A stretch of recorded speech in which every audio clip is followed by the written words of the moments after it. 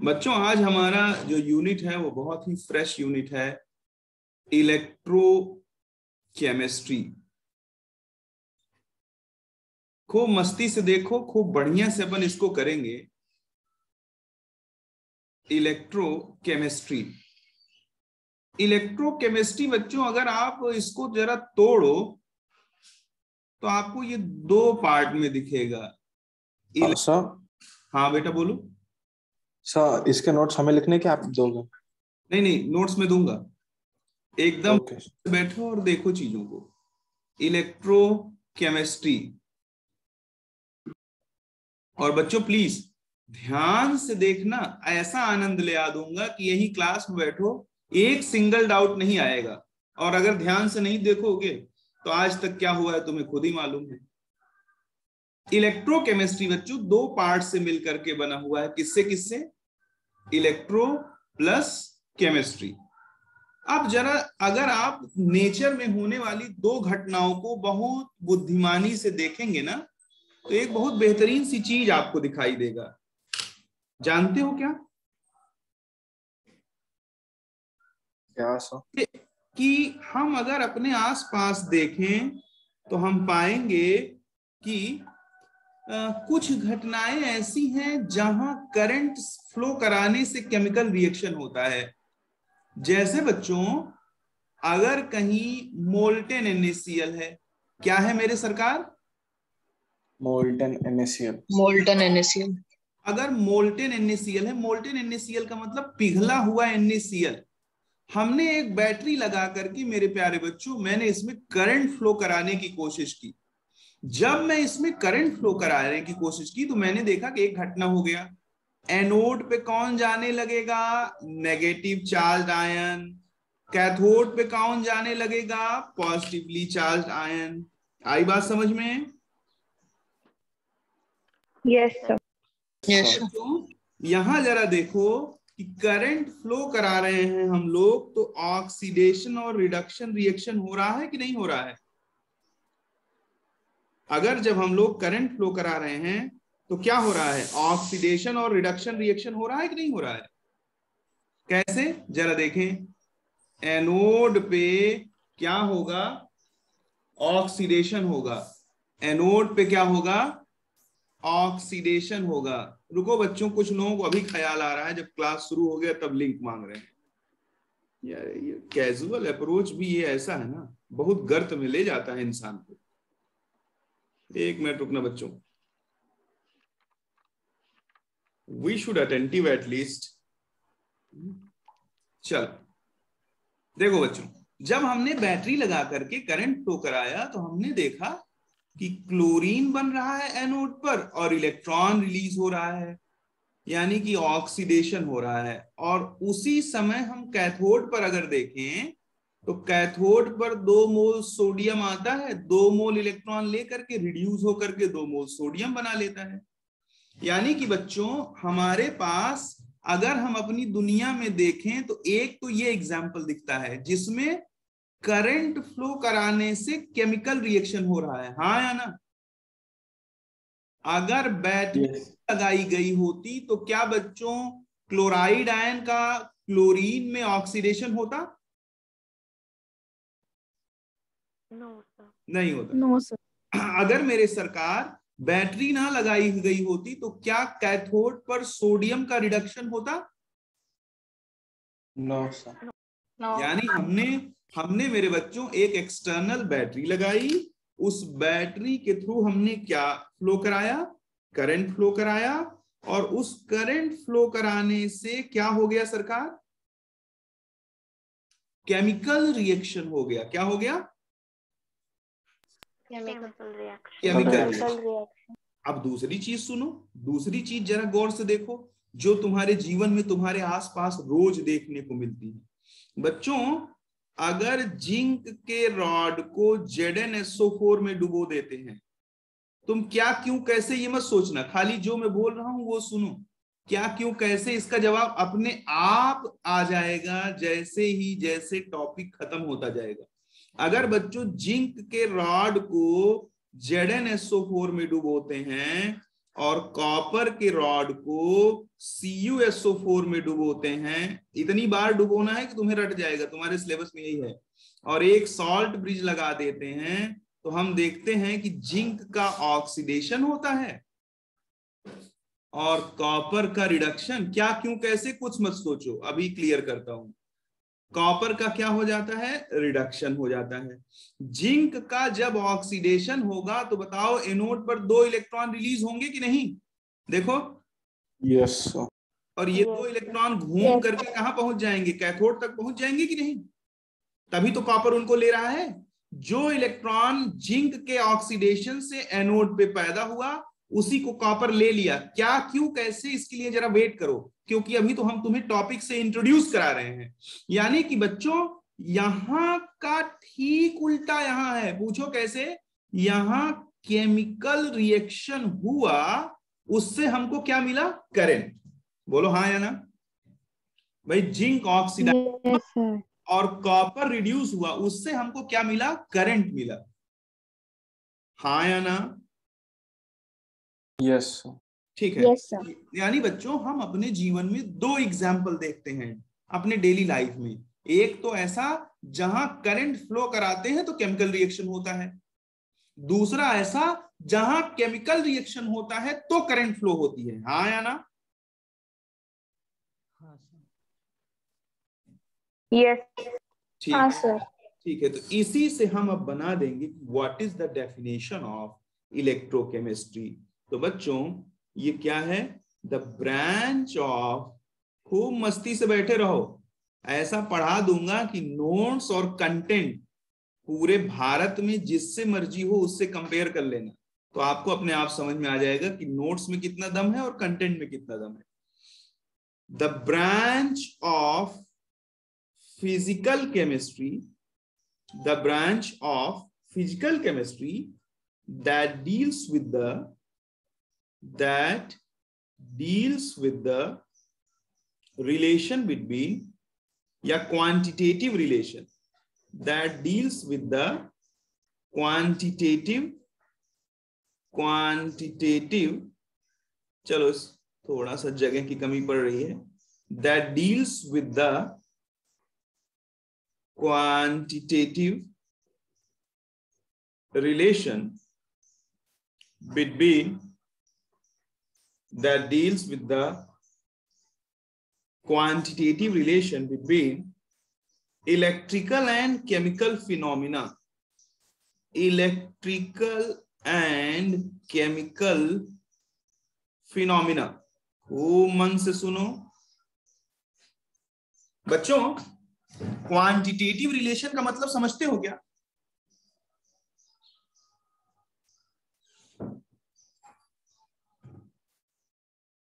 जैसे इतनी देर में अगर तुम देखो तो हमने सिर्फ क्या पढ़ा है? What is the definition of electrochemistry. हमने पढ़ा कि इलेक्ट्रोकेमिस्ट्री 2 पार्ट से बना हुआ है, इलेक्ट्रो प्लस केमिस्ट्री। यानी कि अब तुमको हमने 2 एग्जाम्पल्स दिखाए। पहला एग्जाम्पल मैंने दिखाया बच्चों कि हमारे दुनिया में एक घटना ऐसी होती है जहां हम बैटरी लगाते हैं, बैटरी लगा करके क्या फ्लो कराते हैं? करंट फ्लो कराते हैं। और जब बैटरी लगा करके करंट फ्लो करा देते हैं तो करंट फ्लो कराने की वजह से ये क्लोराइड आयन कहां जाने लगता है? एनोड पर। और ये सोडियम आयन कहां जाने लगता है? कैथोड पर।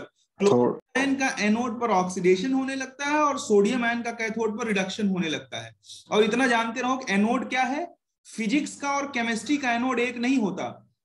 क्यों, कैसे, अभी आगे धीरे धीरे बताते हैं। तुम खाली मुझे इतना बताओ, क्या तुम्हें ये दोनों घटनाएं दिखी? पहली घटना कि करंट दूंगा तो रिएक्शन होगा, दूसरी घटना रिएक्शन होगा तो करंट मिलेगा। इलेक्ट्रॉन के फ्लो के अपोजिट डायरेक्शन को करंट का फ्लो माना जाता है कि नहीं साइंस में? Yes, sir. Yes sir. तो अब जरा देखो ये क्या कह रहा है? The branch of physical chemistry that deals with the quantitative relation. Quantitative relation का मतलब होता है कितने करंट से कितना रिएक्शन, या जस्ट उल्टा, कितना रिएक्शन से कितना करंट। ये हो गया क्वांटिटेटिव रिलेशन। हाँ सर। हाँ बोलो। सर ZnSO4 के साथ कैसे रिएक्ट करेंगे? वो छोड़ो, हमने बोला ना उधर कुछ मत सोचो, वो तो मैं अभी आगे ओके सर। अभी तो खाली डेफिनेशन समझो। ZnSO4 से कैसे रिएक्ट करेगा छोड़ो, अभी तुम्हें रट जाएगा। अभी खाली डेफिनेशन बताओ, समझ में आया कि नहीं? ब्रांच ऑफ फिजिकल केमिस्ट्री हाँ sir. Deals with the quantitative relation between electrical and chemical phenomena. Electrical and chemical phenomena का मतलब होता है कि कितना करंट दूं तो कितना रिएक्शन हो, या कितना रिएक्शन हो तो कितना करंट मिले। तुम बस मुझे इतना बता दो कि क्या करंट के फ्लो कराने से केमिकल रिएक्शन होता हुआ दिख रहा है? जवाब चाहिए। हाँ सर। ठीक हाँ है सर। और क्या केमिकल रिएक्शन के होने से करंट का फ्लो दिख रहा है? उल्टा, हाँ साइड वाला। ठीक है, अगर इतनी बात दिख रही है तो बहुत अच्छी बात है। इतनी देर में हमने सिर्फ और सिर्फ किसको कंक्लूड किया है? डेफिनेशन को। What is the meaning of electrochemistry. बच्चों अब आगे चलेंगे और हम यूनिट को शुरू करेंगे।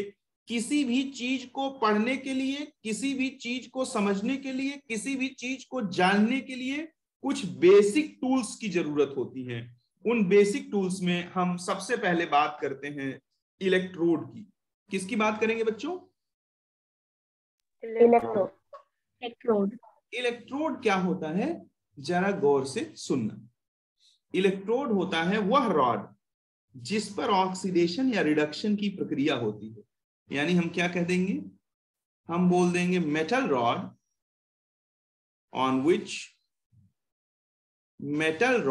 ऑन विच ऑक्सीडेशन और रिडक्शन रिएक्शन टेक्स प्लेस। ये क्लास 12th और रिपीटर की है, तो मैं इतना उम्मीद करूंगा कि सभी बच्चों को ये मालूम होगा कि ऑक्सीडेशन और रिडक्शन का क्या मतलब होता है। Metal rod on which oxidation और reduction takes place in any cell. किसी भी सेल के अंदर वह मेटल रॉड जिस पर क्या होता है, ऑक्सीडेशन या रिडक्शन होता है, उसे क्या बोलते हैं बच्चों? उसको अपन इलेक्ट्रोड बोलते हैं। क्या बोलते हैं उसे? इलेक्ट्रोड। ठीक है, अब मयूर ध्यान से सुनना कि जनरली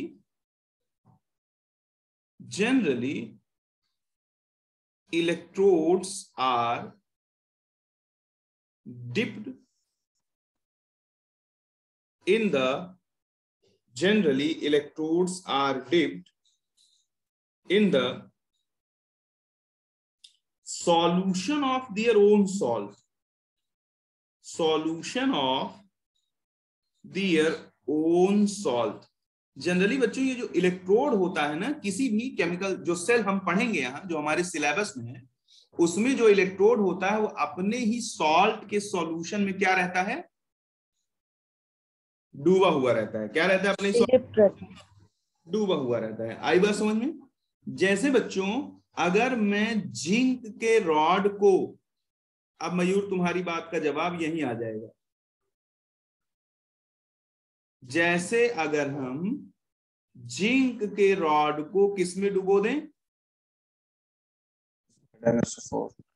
जिंक के रॉड को ZnSO4 एक्वस में डुबो दें, तो देखा गया है कि जिंक का ऑक्सीडेशन होता है। जिंक का ऑक्सीडेशन होने का क्या मतलब है? रॉड में से जिंक सॉल्यूशन में जाता है। क्या होता है? रॉड में से जिंक सॉल्यूशन में जाता है, और जब रॉड में से जिंक सॉल्यूशन में जाएगा तो जरा बताओ, रॉड पर इलेक्ट्रॉन छोड़ देगा कि नहीं ऑक्सीडेशन के दौरान? क्योंकि जब जिंक का ऑक्सीडेशन होगा तो जिंक का कन्वर्जन किसमें होगा? Zn+2+2 electron. यानी कि जब ऑक्सीडेशन होगा तो ये 2 इलेक्ट्रॉन रॉड पर छोड़ देगा कि नहीं? हाँ। ठीक है, इसकी वजह से रॉड पर बच्चों नेगेटिव चार्ज आ जाएगा कि नहीं आ जाएगा?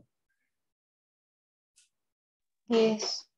अगर इसकी वजह से रॉड पर नेगेटिव चार्ज आ जाएगा तो जरा देखो, मैं कुछ बातें बोलता हूं बच्चों। यहां ऑक्सीडेशन हुआ तो ये क्या हो गया? एनोड हो गया कि नहीं? बोलो। Yes sir. Yes, sir। बच्चों के मन में कुछ क्वेश्चन आएगा। सबसे पहला, अगर जिंक के रॉड का ऑक्सीडेशन होगा तो जिंक रॉड में से सॉल्यूशन में जाएगा, तो टाइम के साथ Zn जो रॉड है वो कैसा होगा? पतला होगा। हाँ इसमें से जिंक लगातार निकलता जाएगा तो समय के साथ पतला होगा। तो दूसरा सवाल बच्चा पूछेगा कि क्या सर पूरा का पूरा जिंक रॉड खत्म हो सकता है? तो मैं बोलूंगा कि पूरा जिंक रॉड खत्म नहीं हो सकता। पूछो कैसे? कैसे? ये मैं बताता हूं। थोड़ी देर के बाद ये रिएक्शन रुक जाती है। देखो यहां डबल एरो का साइन है, बता देता हूं कैसे। After some time reaction stops. जब किसी मेटल के रॉड को उसी के सॉल्यूशन में डालते हैं तो थोड़ी देर में रिएक्शन रुक जाती है। आज जो भी कुछ बोलूंगा हाँ हाँ मत करना, क्रॉस क्वेश्चन भी कर लेना अगर नहीं समझ में आएगा। कैसे रुक जाती है मैं दिखा सकता हूं, जरा देखो। जैसे जैसे अब जवाब देते रहना तुम्हें, जैसे जैसे जिंक ऑक्सीडाइज होकर के सॉल्यूशन में आएगा तो सॉल्यूशन में कौन सा चार्ज बढ़ेगा? पॉजिटिव। Positive charge. और रॉड पर कौन सा चार्ज बढ़ेगा? नेगेटिव चार्ज बढ़ेगा। ठीक है, रॉड पर नेगेटिव चार्ज क्यों बढ़ेगा? क्योंकि जब जिंक ऑक्सीडेशन होगा तो जिंक इलेक्ट्रॉनों को अपने रॉड पर ही छोड़ के आएगा कि नहीं आएगा? हाँ सर। ठीक है, अब तीसरी बात बताओ। सॉल्यूशन का जो पॉजिटिव चार्ज है वो आने वाले जिंक पे कैसा फोर्स लगाएगा? जवाब दो। रिपल्सिव। शाबाश, किसने बोला? नाम बताएं। श्रुति। वेरी गुड, ध्यान से सुनो। अब सॉल्यूशन में अगर पॉजिटिव चार्ज बढ़ गया है तो आने वाले जिंक पे कैसा फोर्स लगेगा? रिपल्सिव। वेरी गुड, ये तो सबको मालूम होगा, same charges repel each other. चौथी बात बताओ कि जब इसमें से जिंक निकलना चाहेगा तो रॉड का नेगेटिव चार्ज उसको पकड़ेगा कि जाने देगा? पकड़ेगा। वेरी गुड, ठीक है। अगर रॉड का नेगेटिव चार्ज उसको क्या करेगा? होल्ड करेगा। रॉड का नेगेटिव चार्ज अगर उसे होल्ड करेगा तो अब मुझे फाइनल रिजल्ट बताओ। Zn+2 थोड़ी देर बाद सॉल्यूशन में आना बंद हो जाएगा। Zn+2 का थोड़ी देर बाद सॉल्यूशन में आना बंद हो जाएगा। बोलो हाँ। Yes sir. ये बात कितने लोगों को नहीं समझी? हमने बोला कि अगर किसी मेटल के रॉड को, जैसे जिंक के रॉड को ZnSO4 में डुबोते हैं तो जिंक का ऑक्सीडेशन होता है। तुम पूछोगे क्यों होता है? तो बच्चों इसको आपको ध्यान रखना पड़ेगा। आपके सिलेबस में दो ही उदाहरण हैं, दो ही एग्जाम्पल हैं। एक जिंक का ZnSO4 में डुबोना है और दूसरा कॉपर को CuSO4 में डुबोना है। तीसरा कोई एग्जाम्पल आपको पढ़ना नहीं है। क्यों ऑक्सीडेशन होगा ये मैं अभी थोड़ी देर में ही आपको क्लियर कर दूंगा, घबराइए मत, थोड़ी देर में ही।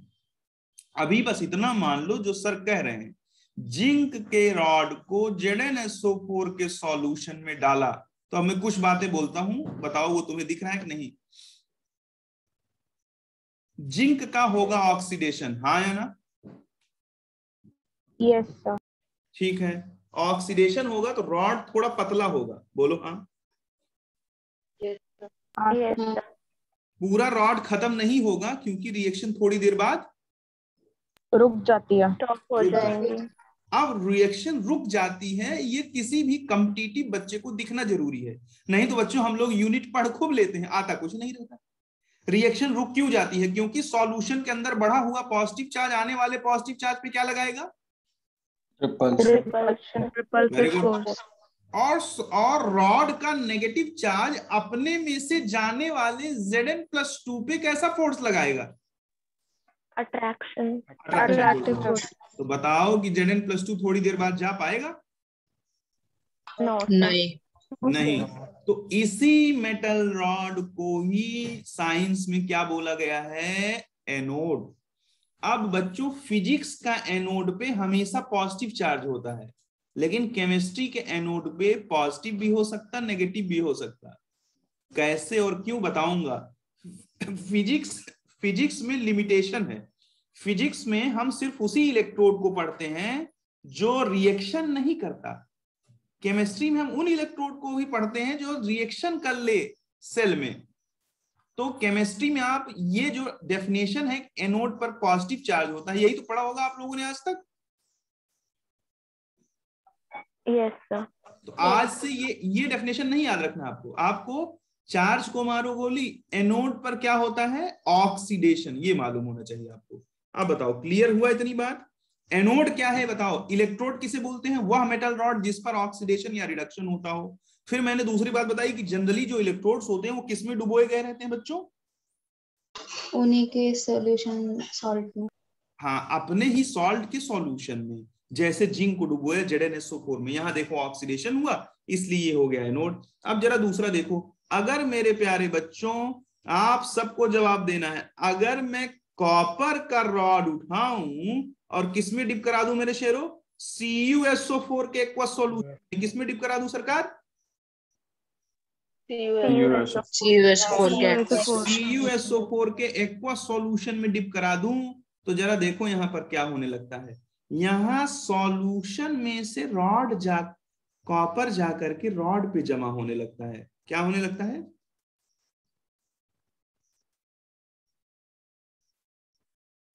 कॉपर जाके रॉड पे जमा होता है। तो जब रॉड पे जमा होगा तो रॉड की थोड़ी मोटाई बढ़ जाएगी कि नहीं? Yes sir. Yes sir. भाई, कोई चीज तुम्हारे ऊपर जमा होने लगे, तुम्हारी मोटाई बढ़ जाएगी कि नहीं बढ़ जाएगी? Yes sir sir. बढ़ जाएगी।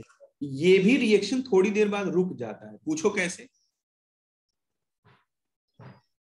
जैसे जैसे कॉपर इस रॉड से इलेक्ट्रॉन लेगा, वैसे वैसे इस रॉड पे कैसा चार्ज आएगा?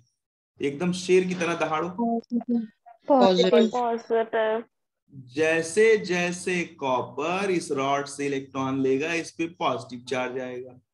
यानी कि कॉपर जैसे जैसे रिड्यूस होगा, वैसे वैसे रॉड पर पॉजिटिव चार्ज बढ़ेगा। और बच्चों, सॉल्यूशन में कौन सा चार्ज बढ़ेगा? नेगेटिव। शाबाश शाबाश, ये बात सबको दिख रही है, नेगेटिव। क्योंकि सॉल्यूशन में है Cu+2 और सल्फेट आयन, पहले दोनों बराबर थे। जब Cu+2 लगातार रिड्यूस होगा तो सल्फेट आयन लगातार बढ़ेगा कि नहीं? Yes sir. सल्फेट आयन लगातार बढ़ेगा तो सॉल्यूशन के अंदर नेगेटिव चार्ज लगातार बढ़ेगा कि नहीं? हाँ सर। ठीक है। अब जरा देखो, Cu+2 जैसे ही रॉड की तरफ जाएगा तो थोड़ी देर बाद पीछे से जब मतलब भर का नेगेटिव चार्ज बढ़ जाएगा, सल्फेट आयन उसको पकड़ के खींच लेगा कि नहीं? यस। और रॉड का पॉजिटिव चार्ज उसको धक्का देके भगा देगा कि नहीं?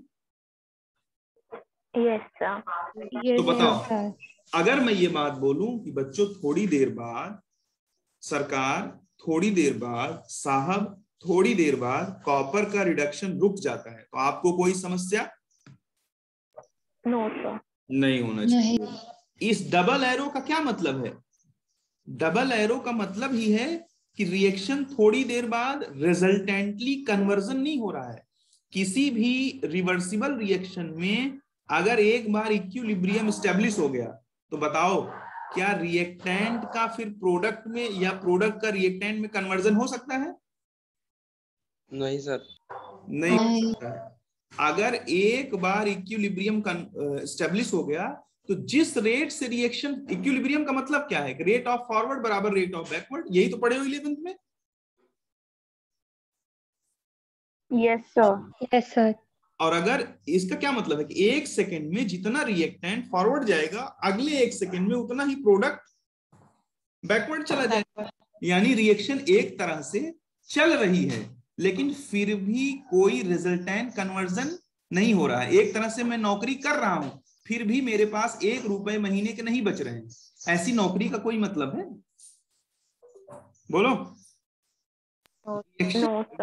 रिएक्शन चल रहा है लेकिन रिजल्टेंट कन्वर्जन नहीं है। यानी ये डबल एरो तुमसे केमिस्ट्री की भाषा में कह रहा है कि थोड़ी देर बाद कॉपर का रिडक्शन रुक गया है। हाँ या ना? भाई जिस रेट से जा रहा है उसी रेट से निकल जा रहा है, इसका मतलब रुक गया है। बोलो हाँ। Yes sir. ठीक है, तो उम्मीद करता हूं कि आपको समझ में आया होगा। आज के बाद जब तक आप मेरे साथ पढ़ोगे तो आप कैथोड किसको बोलोगे? आप कैथोड बोलोगे जहां पर क्या होता है बच्चों? रिडक्शन। हाँ? रिडक्शन। ठीक है, तो हमने इतनी देर में क्या पढ़ा है? इतनी देर में हमने इलेक्ट्रोड पढ़ा है। इलेक्ट्रोड का डेफिनेशन क्या होता है, फिर हमने पढ़ा कि जनरली इलेक्ट्रोड जो मेटल रॉड होते हैं अपने सॉल्ट के सॉल्यूशन में डुबोए गए रहते हैं। जैसे जिंक देखो ZnSO4 में डुबोया है, जैसे कॉपर देखो CuSO4 में डुबोया है। फिर हमने बताया कि बच्चों जहां पर ऑक्सीडेशन होगा उसको मेरे साहब लोग क्या बोलेंगे? एनोड। और जहां पर प्रभु रिडक्शन होगा उसको क्या बोलोगे आप? कैथोड। कैथोड। ठीक है, फिर एनोड कैथोड की बात हो गई खत्म। अब एक नया शब्द आएगा। आज हम टर्मिनोलॉजी पे ही काम करेंगे जिसको बोलते हैं हाफ सेल। क्या बोलते हैं प्यारे बच्चों? Half cell. Half cell. ये शब्द सुनने में आएंगे आपको और इन शब्द का मतलब नहीं मालूम रहेगा तो बार बार तकलीफ होगी। हाफ सेल किसे बोलते हैं? बहुत आसान है।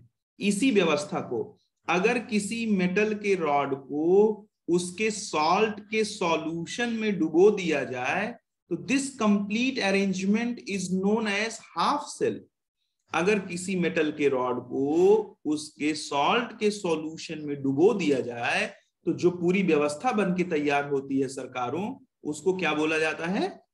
हाफ सेल बोला जाता है। आई बात समझ में? बोलो। Yes sir. Yes sir. तो डिफाइन ऐसे कर सकते हो कि when metal rod, एक एक चीज दिखनी चाहिए। when metal rod is dipped in the solution of their own salt, then complete arrangement, किताबी भाषा पे मत जाना। then complete arrangement is known as half cell। और मेरा पढ़ाने का बच्चों अपना ही तरीका है। आप एक चीज जानते रहना, बुकिश लैंग्वेज पे मत जाना। आपका मेन एम है न्यूमेरिकल आना। न्यूमेरिकल आप धरती की किसी बुक से ले आ सकते हो, कोई दिक्कत नहीं है। तो बच्चों हमने इतनी चीज देखी। हमने क्या क्या देखा? हमने सबसे पहले इलेक्ट्रोकेमिस्ट्री का क्या पढ़ा? डेफिनेशन पढ़ा। फिर हमने पढ़ा क्या होता है इलेक्ट्रोड। फिर हमने पढ़ा क्या होता है इलेक्ट्रोड में एनोड और क्या होता है कैथोड। फिर हमने पढ़ा हाफ सेल। हाफ सेल किसको बोलते हैं? एक बार फिर से सुन लीजिए। हाफ सेल बोलते हैं अगर किसी मेटल के रॉड को उसी के सॉल्ट के सॉल्यूशन में डुबो दिया जाए तो जो पूरी व्यवस्था बनकर के तैयार होती है उसको क्या बोला जाता है? Half cell. ये पूरा का पूरा अरेंजमेंट मेरे बच्चों, ये पूरा का पूरा अरेंजमेंट मेरे सरकार किस नाम से जाना जाएगा? Half cell. हाफ सेल के नाम से जाना जाएगा। उम्मीद करता हूं कि ये भी आपको समझ में आया होगा। अब अगर आपको हाफ सेल समझ में आ गया तो अब देखो ध्यान से बिल्कुल आगे चलेंगे और आगे और बातों को जानेंगे। हाफ सेल के बाद बच्चों आएगा एक शब्द बार बार, सेल। क्या आएगा? सेल। सेल क्या होता है ये भी आप लोग सुने, देखें, जाने, समझें। सेल क्या होता है कि जब दो हाफ सेल को, क्या बोला मैंने? जवाब दें। जब दो हाफ सेल को, और दोनों हाफ सेल अपोजिट नेचर के होने चाहिए, जैसे जिंक को डुबोए हो ZnSO4 में, यहां क्या हो रहा होगा? ऑक्सीडेशन। जवाब दे बेटा। Yes, sir. ठीक है। और जब मेरे सरकार कॉपर के रॉड को डुबोएंगे किसमें, CuSO4 में, तो यहाँ क्या हो रहा होगा बच्चों? Reduction. Very good.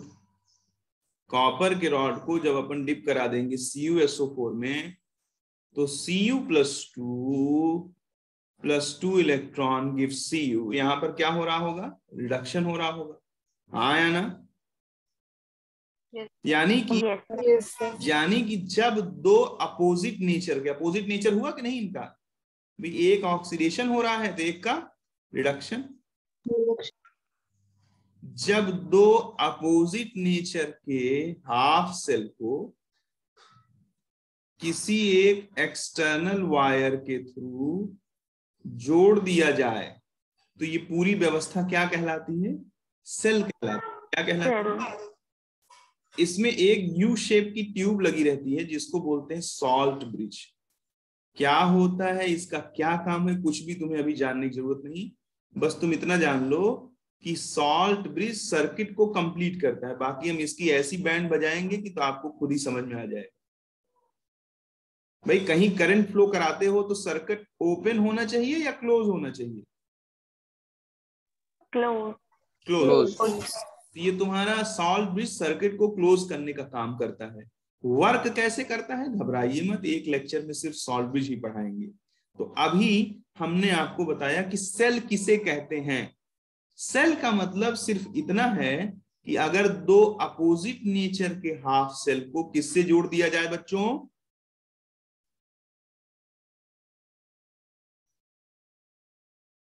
जवाब वायर। एक वायर से, एक एक्सटर्नल वायर से। खूब ध्यान से सुनो, बैटरी तो ये खुद है एक तरह से। अगर हम दो हाफ सेल को एक एक्सटर्नल वायर से जोड़ दें, जैसे देखो जिंक जब डुबोया गया है ZnSO4 में और जब कॉपर डुबोया गया है CuSO4 में, तो इन दोनों हाफ सेल को एक ग्रीन कलर के वायर से हम जोड़े हैं कि नहीं जोड़े? तो अगर तो कोई तुमसे पूछेगा सेल किसे कहते हैं तो तुम्हें घबराना नहीं, तुम्हें क्या बोल देना है कि अगर दो अपोजिट नेचर के हाफ सेल को एक एक्सटर्नल वायर से जोड़ दिया जाए तो जो पूरी व्यवस्था बनकर के तैयार होती है बच्चों, उसी को क्या बोला जाता है? सेल। अब अगर उसी को सेल बोला जाता है तो थोड़ा सा आपको जो है समय देना पड़ेगा, क्योंकि 1 मिनट लगभग हो चुके हैं। तो आइए दोबारा से ज्वाइन करिए, इसका स्क्रीनशॉट ले लीजिए ये डायग्राम, या चलो मैं फिर से बना दूंगा। चलो तो रीज्वाइन करें बच्चों।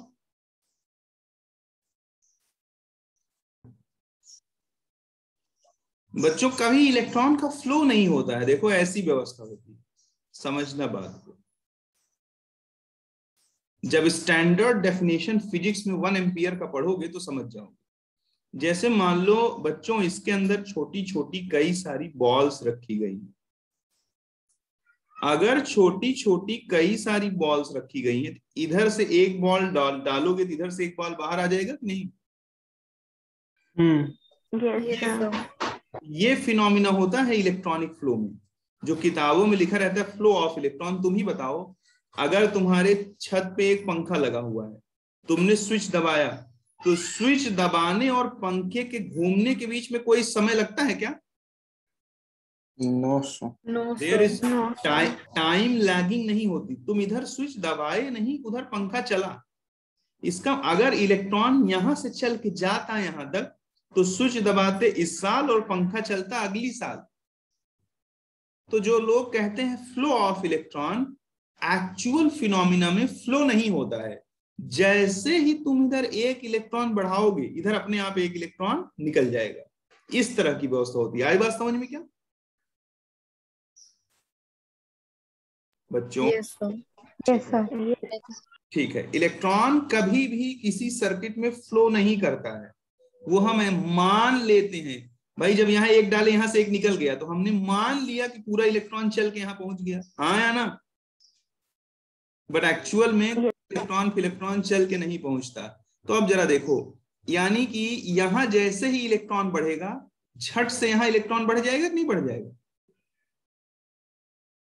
जैसे हाँ एक इलेक्ट्रॉन एक्स्ट्रा का यहाँ पैदा हुआ, ठीक इसी प्रक्रिया के तहत, ठीक इसी प्रोसेस के तहत तुरंत एक इलेक्ट्रॉन यहाँ एक्स्ट्रा आ जाएगा कि नहीं? Yes sir. Yes, sir. एक तरह से इलेक्ट्रॉन इधर से इधर मूव कर गया कि नहीं?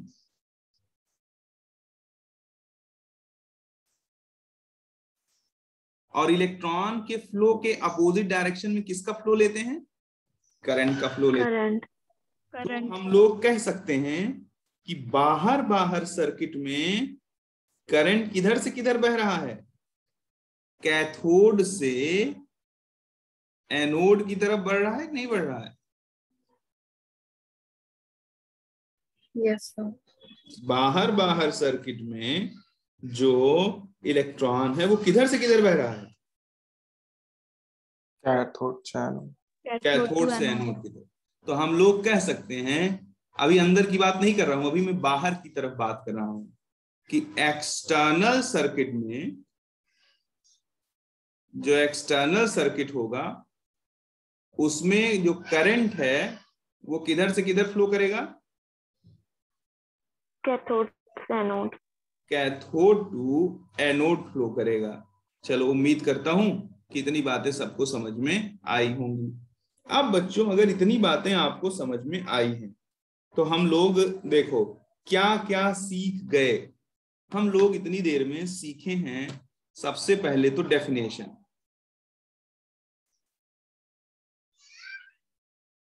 सबसे पहले हम लोग क्या सीखे हैं? डेफिनेशन। ठीक है, रिस्पॉन्सिव होके बैठे बच्चों, रिस्पॉन्सिव होके बैठे। डेफिनेशन में आपने क्या पढ़ा कि branch of physical chemistry which deals with the branch of physical chemistry which deals with the quantitative relation between electrical and phenomena। यही पढ़ा, कुछ और पढ़ा? ठीक है। उसके बाद डेफिनेशन के बाद तुमने पढ़ा कि इलेक्ट्रोड क्या होता है। वह मेटल रॉड जहां पर ऑक्सीडेशन या रिडक्शन का जो प्रोसेस है वो संपन्न होता है, वो समाप्त होता है, वो खत्म होता है, उसको किस नाम से जाना जाता है? इलेक्ट्रोड। इलेक्ट्रोड के नाम से जाना जाता है। तीसरी बात आपने क्या पढ़ी? हाफ सेल पढ़ा। क्या पढ़ा आपने? Half cell. Half cell. अब अगर तीसरी बात आपने सरकार हाफ सेल पढ़ी तो चौथी बात जरा बताओ क्या पढ़ा आपने? सेल। चौथी आपने पढ़ा हाफ सेल किसे कहते हैं? अगर किसी मेटल के रॉड को उसी के सॉल्ट के सॉल्यूशन में डुबो दिया जाए तो जो पूरा व्यवस्था बन करके तैयार होता है उसे क्या बोलते हैं? Half cell. Half cell. उसके बाद सरकार आपने पढ़ा सेल।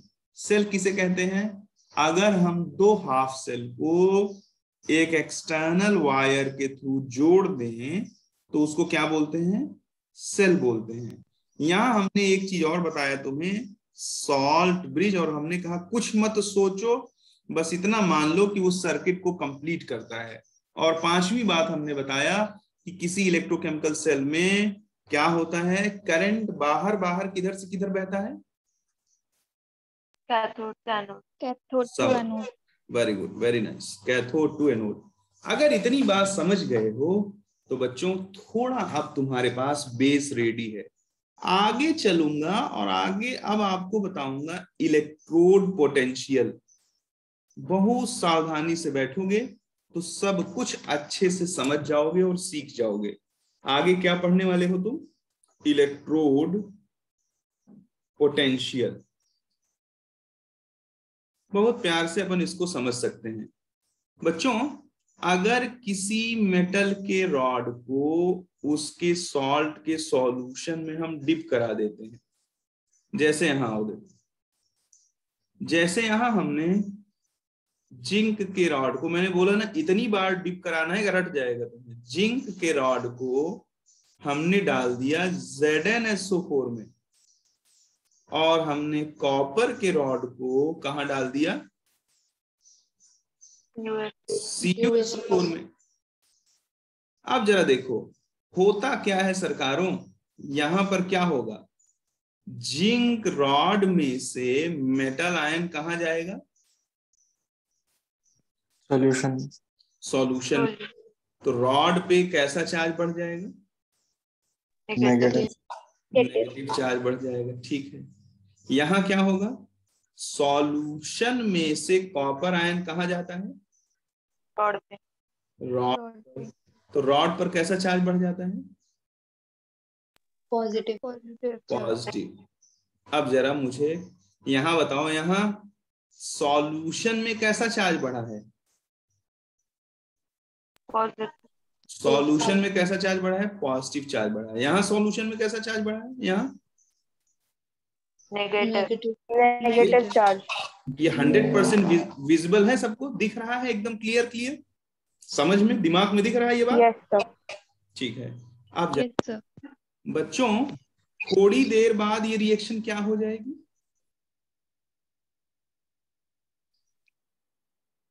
बच्चों रुक जाएंगे। रिएक्शन क्या हो हो जाएगी? जाएगी। शाबाश, रुक जाएगी। कैसे रुक जाएगी ये पूरी तरह फील होता है कि नहीं? Yes sir. ठीक है, अब जरा देखो, तो जब रुक जाएगी, अब जरा बहुत गौर से देखना मैं क्या बोल रहा हूं। At equilibrium and at constant temperature and pressure, ये गैस इलेक्ट्रोड के लिए लेते हैं, आगे आएगा। कितनी बात बोला, जरा धैर्य से सुनना, घबराना मत, नहीं तो रटोगे जिंदगी भर, जान नहीं पाओगे बच्चों। अगर जानना है तो बातों को खूब ध्यान से देखना पड़ेगा और खूब बढ़िया से समझना पड़ेगा। क्या बोला हमने? At equilibrium and at constant temperature and pressure, हाँ या ना? Yes yes sir. Sir. And eight fix concentration of solution. इतनी चीजें होनी चाहिए। क्या क्या?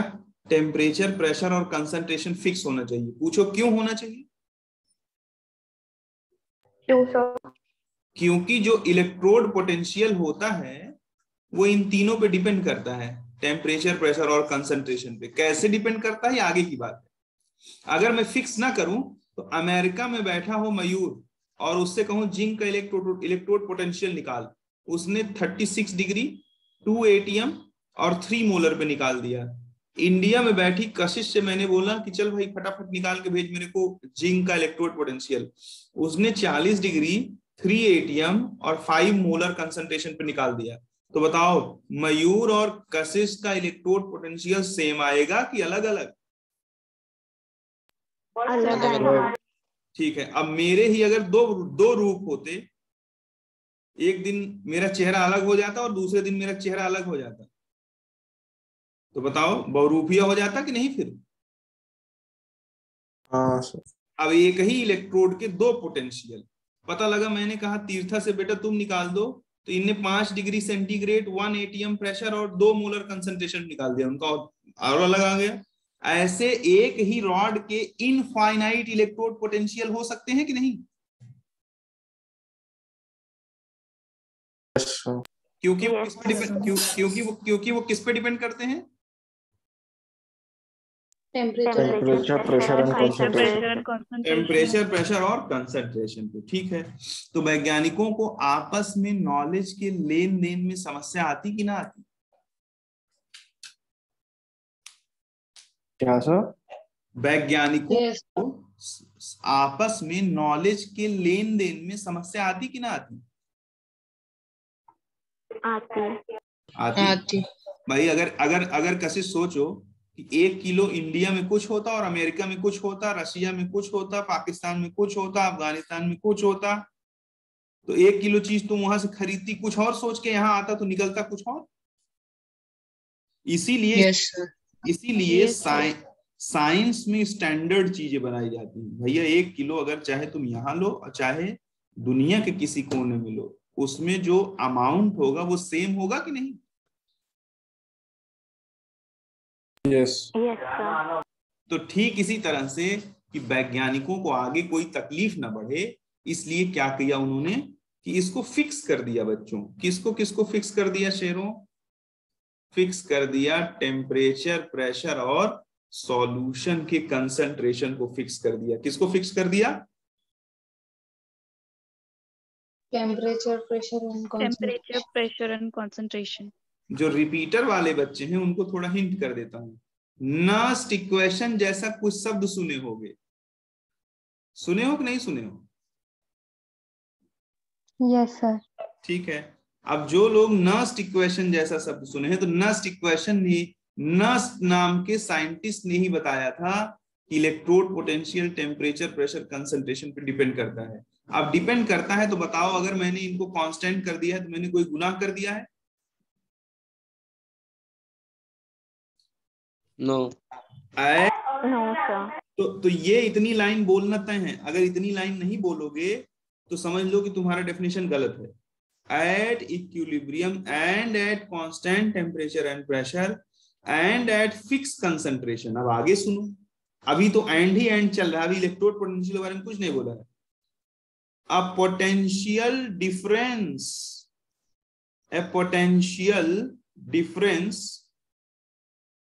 exist, ध्यान से, exist between metal rod and solution interface is called electrode potential। अब जरा सुनना बच्चों, रॉड पे कैसा चार्ज है? नेगेटिव। और सॉल्यूशन में कैसा चार्ज है? पॉजिटिव। तो जब रॉड सॉल्यूशन को छू रहा होगा वहां एक पोटेंशियल डिफरेंस क्रिएट होगा कि नहीं? डिफरेंस के लिए दो अलग अलग चीजें होनी चाहिए कि नहीं होनी चाहिए? बस इतना बताओ।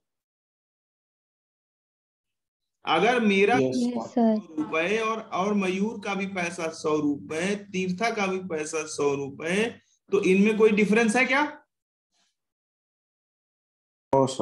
नहीं। अगर मेरा पैसा 100 रुपए, मयूर का पैसा -100 रुपए, तो दोनों में 200 का अंतर है कि नहीं? हाँ। यानी कि अब रॉड की वजह से जो इलेक्ट्रोड पोटेंशियल आएगा that is due to negative charge. दहाड़ के कहो हाँ। हाँ। और Yes. सॉल्यूशन की वजह से जो पोटेंशियल होगा, इंटरफेस मतलब समझ रहे हो, ठीक वो फेज जहां पर रॉड को सॉल्यूशन छू रहा हो, इंटरफेस उसे बोलेंगे। ठीक वह फेज जहां पर रॉड को सॉल्यूशन छू रहा हो। तो जरा बताओ, सॉल्यूशन के पास कौन सा पोटेंशियल होगा? पॉजिटिव चार्ज की वजह से। और रॉड पर जो पोटेंशियल होगा किसकी वजह से होगा? नेगेटिव चार्ज की वजह से होगा। तो बताओ दोनों के पोटेंशियल में डिफरेंस होगा कि नहीं? बस इतना बता दो। Yes. ठीक है, Yes, उसी sir. उसी पोटेंशियल को, डिफरेंस को ही दुनिया क्या बोलती है? Electrode potential. अब अगर आज से पहले कभी इलेक्ट्रोड पोटेंशियल पढ़े होगे रिपीटर वालों, तो तुम्हें खुद मालूम होगा कि कितना कॉम्प्लिकेटेड और कैसे लोगों ने आपको समझाया होगा। मैं आपको दिखा सकता हूं, बस आपका पूरा समर्पण लगेगा। बिना डिवोशन के चीजें कभी किसी को समझ में आई नहीं है, ये भी जानते रहना। तो हमने क्या बोला? हमने बोला कि अगर किसी मेटल के रॉड को उसके सॉल्यूशन में डुबोते हैं तो ऑक्सीडेशन और रिडक्शन के प्रोसेसेस होते हैं।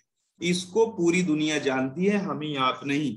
अब आगे मैं बोल रहा हूं कि at equilibrium and at constant temperature and pressure and eight fix concentration A potential difference exist. अब यहीं से देखो, between metal rod and solution interface, जहां पर मेटल का रॉड सॉल्यूशन को छू रहा होगा। अगर मैं तुम्हें थप्पड़ मारूं तो गाल का स्किन और हाथ का स्किन जहां बिल्कुल टच करेगा, वही हाथ और गाल का इंटरफेस हुआ कि नहीं हुआ? ठीक है। Yes. जब सॉल्यूशन में रॉड जा रहा होगा तो जहां रॉड का बाहरी परत सॉल्यूशन को छू रहा होगा, वही रॉड और सॉल्यूशन का क्या कहलाएगा? इंटरफेस। Very good. अब जरा बताओ, उस इंटरफेस पे पोटेंशियल डिफरेंस होगा कि नहीं होगा? अपने दिल से पूछो। एक पोटेंशियल है ड्यू टू पॉजिटिव चार्ज, तो वहां पोटेंशियल डिफरेंस होगा कि नहीं होगा? होगा। होगा। उसी को दुनिया क्या बोलती है? उसी को दुनिया क्या बोलती है? Electrode potential. Electrode potential. Very good. अब यहां पर जो इलेक्ट्रोड पोटेंशियल आया है that is due to oxidation, इसलिए इसे ऑक्सीडेशन पोटेंशियल भी कहते हैं। हाँ या ना? यहां जो पोटेंशियल आया बच्चों वो किसकी वजह से आया है? That is because of oxidation, that's why it is also known as oxidation potential. Oxidation potential. अब यहां जरा देखो, सेम डेफिनेशन, सेम तौर तरीके शुरू करो और सेम बात बोलो। तो चलो भाई श्रुति बोल के दिखाओ, क्या बोलोगी? श्रुति, एट इक्विलिब्रियम एंड एट, श्रुति है कि नहीं है? हो सर। ठीक है, एट इक्विलिब्रियम एंड एट, आगे बोलो। Constant temperature pressure Very and good. At fixed very concentration. Good, constant temperature pressure and concentration. आगे बोलो। A potential difference exist between metal rod, ये फील हो रहा है कि नहीं? Metal rod and solution interface is called electrode potential. क्योंकि यहां पर रिडक्शन हो रहा है इसलिए, और किस नाम से जानते हैं इसे? रिडक्शन पोटेंशियल से जानते हैं। बताओ समझा कि नहीं समझा? Yes sir. ठीक है, अगर समझा बच्चों तो बहुत अच्छी बात है। एक बात ऐसी बता देता हूं जो बहुत भारी है। Janvi, yes sir. इसको बोलते हैं सॉल्यूशन प्रेशर कंडीशन। ऐसे आ जाएगा तो पागल बना सकता है। तुमसे कह देगा सॉल्यूशन प्रेशर कंडीशन में जिंक का फला फला फला, तो तुम जान लेना कि जिंक का ऑक्सीडेशन हो रहा है। सॉल्यूशन प्रेशर कंडीशन, और इसको बोलते हैं ऑस्मोटिक प्रेशर कंडीशन। क्या बोलते हैं? कोई नहीं जानता होगा? Osmotic pressure condition. बहुत कम लोगों के पास ये इंफॉर्मेशन। Osmotic pressure condition. जब देखो, एक याद कर लो, दूसरा अपने आप याद हो जाएगा। भाई जिंक, अगर कोई चीज मैं उठा के तुम्हारे ऊपर डाल दूं तो वो तुम्हारे ऊपर प्रेशर डालेगा कि नहीं? एक ईंट ही उठा के रख दूं तुम्हारे पीठ पे, बोलो। एक ईंट उठा के तुम्हारे यस सर। तुम पे कुछ प्रेशर लगेगा ना? तो देखो, एक जिंक आया सॉल्यूशन के अंदर, उसने सॉल्यूशन पे कुछ प्रेशर लगाया ना? हाँ। बस इसी से याद कर लेना, इसे सॉल्यूशन प्रेशर कंडीशन बोलते हैं। और इसको ऑस्मोटिक प्रेशर तो अपने आप ही याद रहेगा, दूसरा वाला। ये इतनी बात हुई, हमने इतनी देर में किसके बारे में पढ़ा? इलेक्ट्रोड पोटेंशियल के बारे में पढ़ा। किसके बारे में पढ़ा? Electrode potential. अब अपना अपना दिल थाम लीजिए, ऐसी चीज पढ़ाने चल रहा हूं जो बहुत जबरदस्त है। अब अपन पढ़ाएंगे आपको इलेक्ट्रोकेमिकल सीरीज। इलेक्ट्रोकेमिकल सीरीज बहुत भारी चीज है, जिसको आ गया उसको केमिस्ट्री का अच्छा नॉलेज रहता है। इलेक्ट्रोकेमिकल सीरीज को पढ़ने से पहले मैं कुछ बातें बोलूंगा। सबसे पहली बात कि IUPAC ने बोला कि भैया जो इलेक्ट्रोड पोटेंशियल होगा उसको किसके टर्म में लिखो? रिडक्शन पोटेंशियल के टर्म में लिखो। IUPAC ने क्या बोला कि जो इलेक्ट्रोड पोटेंशियल है उसको किसके टर्म में हमेशा लिखो? रिडक्शन के टर्म में। नहीं तो मान लो कि कॉपर का ही इलेक्ट्रोड पोटेंशियल मयूर ने निकाल दिया ऑक्सीडेशन और जानवी ने निकाल दिया रिडक्शन, तो दोनों अलग अलग आ जाएगा कि नहीं? Yes sir. तो फिर समस्या हो गई। अमेरिका में बैठा वैज्ञानिक इंडियन साइंटिस्ट को फोन करेगा और कहेगा मेरा कॉपर का आ रहा है X, अमेरिका वाला कहेगा मेरा आ रहा है Y, तो दोनों डेटा चेंज हो जाएंगे। इसलिए फिर वैज्ञानिकों ने कहा सुनो भैया, कोई मूर्खता नहीं करेगा, सभी लोग इलेक्ट्रोड पोटेंशियल को किसके टर्म में निकालेंगे? Reduction potential. Reduction potential. अब दूसरी बात सीखो।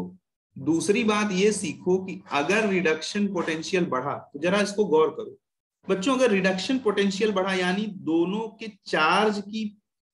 चार्ज में ताकत बढ़ा, तभी रिडक्शन पोटेंशियल बढ़ेगा। यहां नेगेटिव चार्ज और यहां पॉजिटिव चार्ज की ताकत यानी मैग्नीट्यूड बढ़ेगा, तभी पोटेंशियल डिफरेंस बढ़ेगा कि नहीं? ठीक, तो जरा देखो, रिडक्शन पोटेंशियल अगर, और ये कब बढ़ सकता है? जब ज्यादा रिडक्शन हो।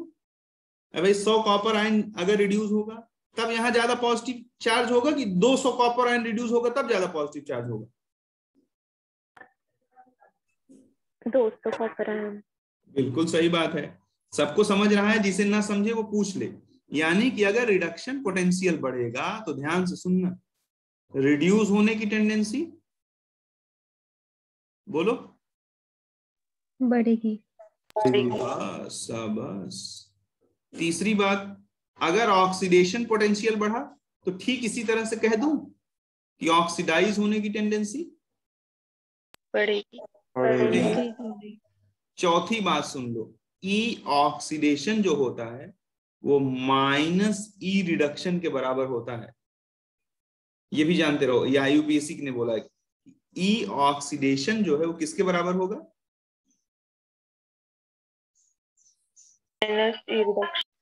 माइनस ई रिडक्शन। और पांचवी बात कि जो ई सेल होता है वो होता है ई कैथोड माइनस ई एनोड। तो घबराना मत, इसको और डिटेल में सिखाऊंगा। यहां ये कैथोड का क्या है? Reduction potential. अब इस बात को अच्छे से जान लेना, नहीं तो बार बार गलती करोगे। और ये क्या है? एनोड का रिडक्शन पोटेंशियल। ऑक्सीडेशन पोटेंशियल के टर्म में भी लिख सकते हैं ई सेल को, तो क्या हो जाएगा? ई एनोड माइनस ई कैथोड। तो यहां क्या होगा? ये एनोड का क्या है? Oxidation potential. और ये कैथोड का क्या है? ऑक्सीडेशन। तो अभी तुम इतना देख लो, कहां से आया कैसे आया ये सब प्रूफ कर दूंगा, घबराओ मत। ये 5 बातों को ध्यान से देखो, किसी बात में तकलीफ हो तो बोलो। किसी भी पॉइंट को अगर तुम्हें लग रहा है कि नहीं मैं जान लेता, ऐसे नहीं समझ में आ रहा है, तो बताओ, मैं इसको और अच्छे से इलेबोरेट कर देता। एनीवन? ठीक है, आगे चलूं? यस। चलो बच्चों, अब देखो असली दुनिया। जो लोग क्लास छोड़ के भाग गए, पूरे भारत में घूम लेंगे तो भी नहीं जान पाएंगे। नागपुर तो बहुत छोटी जगह है। देखो, चैलेंज करता हूं, रिजल्ट आएगा नीट का, उस दिन हम लोग बात कर लेंगे, उस दिन हम लोग मुलाकात कर लेंगे कि भैया जो क्लास छोड़ रहे हैं, जो भाग रहे हैं या जो कहीं भी जा रहे हैं, और जो लोग कंटिन्यूटी से क्लास किए हैं, उसी दिन अंतर समझ में आ जाएगा। देखो, लेके भारत सरकार का नाम मांगे अली महान, वाटर जान कर फेंके कैडमियम कोई नीचे, सोना प्रॉब्लम है, हाइड्रोजन इसके सामने 0 वोल्ट लिख देना। क्यों लिखा गया, कैसे लिखा गया, समझाऊंगा। 0 वोल्ट।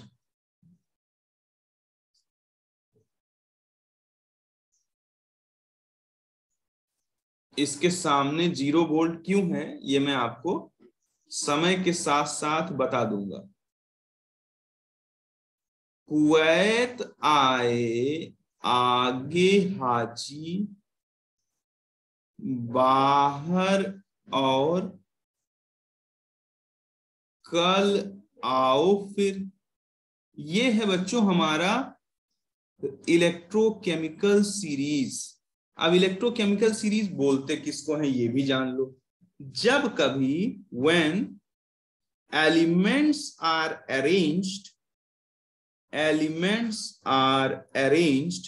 खूब धैर्य रखना, when elements are arranged in decreasing or increasing order of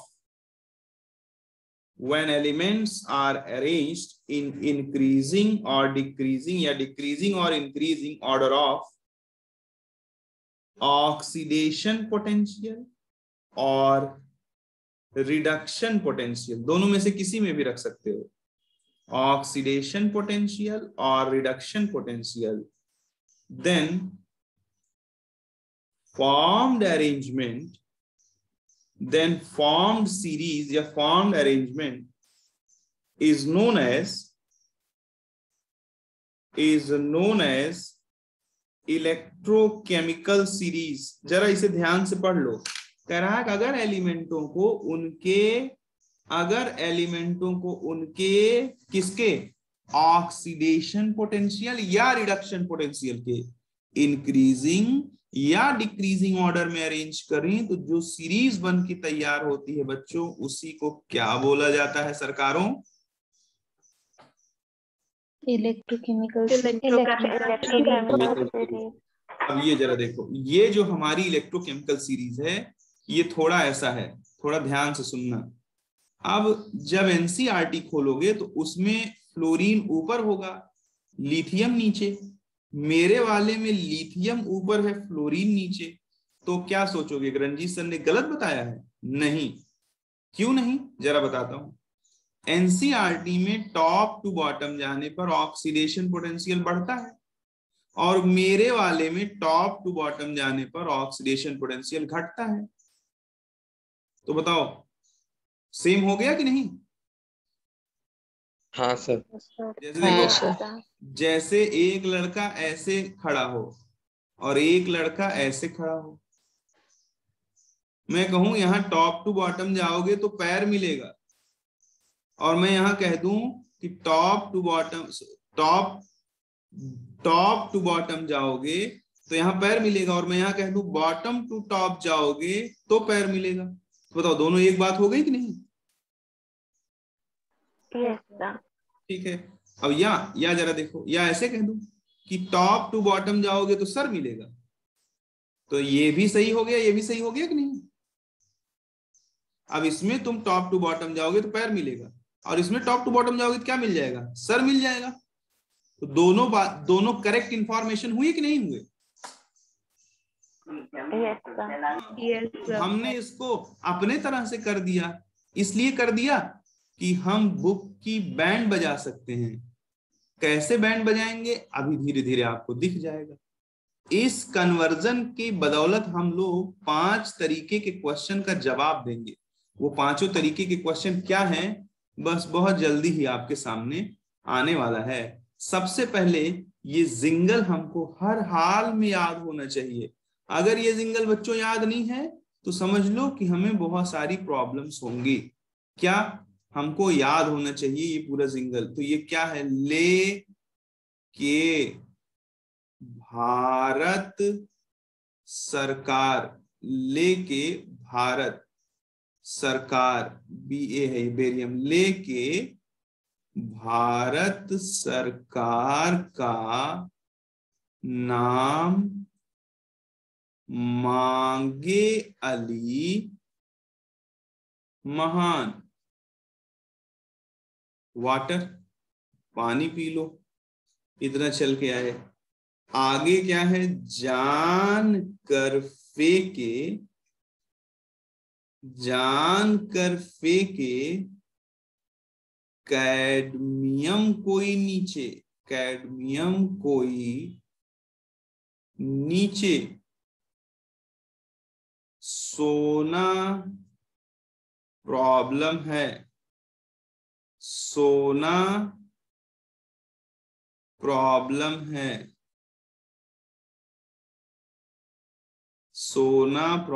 है। कुवैत आए आगे हाजी, बाहर और कल आओ फिर, बाहर और कल आओ फिर। इसमें जब तुम टॉप टू बॉटम जा रहे हो, यानी लिथियम तुम्हारा टॉप है और फ्लोरीन तुम्हारा क्या है, बोलो, बॉटम है। फ्लोरीन तुम्हारा क्या है, बॉटम है। जब तुम टॉप टू बॉटम जा रहे हो तो ये जान लेना कि रिडक्शन पोटेंशियल बढ़ रहा है। यानी हमने इन एलिमेंटों को किस ऑर्डर में अरेंज किया है, रिडक्शन पोटेंशियल के इंक्रीजिंग ऑर्डर में अरेंज किया है। किस में अरेंज किया है बच्चों, रिडक्शन पोटेंशियल इंक्रीजिंग ऑर्डर में अरेंज किया है। तो ये यहां तक आपको लर्न करके एक एक बात को समझ करके आना है, बाकी चीजें अपन कल करेंगे। 12th वाले बच्चे क्लास छोड़ दें, रिपीटर वाले बच्चे रुके रहें।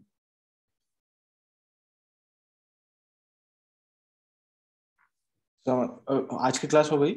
हाँ आज की हो गई, आज इतने।